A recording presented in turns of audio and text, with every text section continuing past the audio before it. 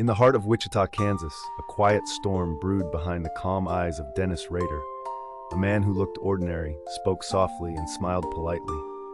But beneath the surface lay something far darker, something he would later name himself, BTK, bind, torture, kill. Born in 1945, Rader grew up under the shadow of a strict Midwestern upbringing. Outwardly, he was the model citizen, the type who waved to neighbors, attended church, and volunteered with the Boy Scouts. But even as a boy, he harbored sinister urges. He fantasized about control, about binding helpless victims, about playing God over life and death. It was a hunger that would grow stronger with age and eventually demand to be fed. In January 1974, the mask slipped for the first time.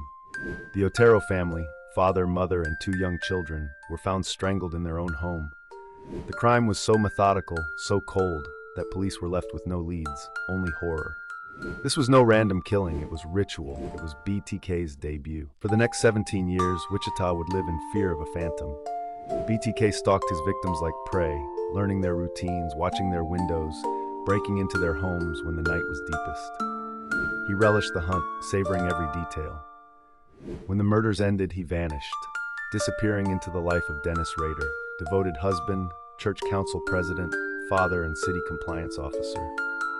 The duality was perfect. To everyone around him, he was a man of order and faith. No one suspected the monster behind the smile. But BTK couldn't stay silent forever. His ego needed recognition. In 2004, after nearly 3 decades of silence, letters began appearing again, taunting the police, mocking the city that had forgotten him. His fatal mistake came when he sent a floppy disk to investigators, asking if it could be traced. The answer he got back, a lie, led him straight into his own trap. The data on the disk exposed him, tying the BTK Killer to Dennis Rader of Christ Lutheran Church.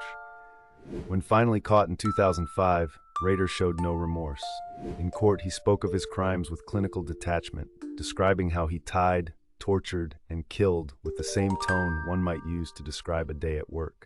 The courtroom fell silent as the mask came off completely, and the monster inside revealed itself.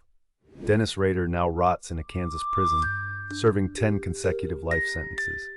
But his story remains a haunting reminder of how evil doesn't always lurk in the shadows.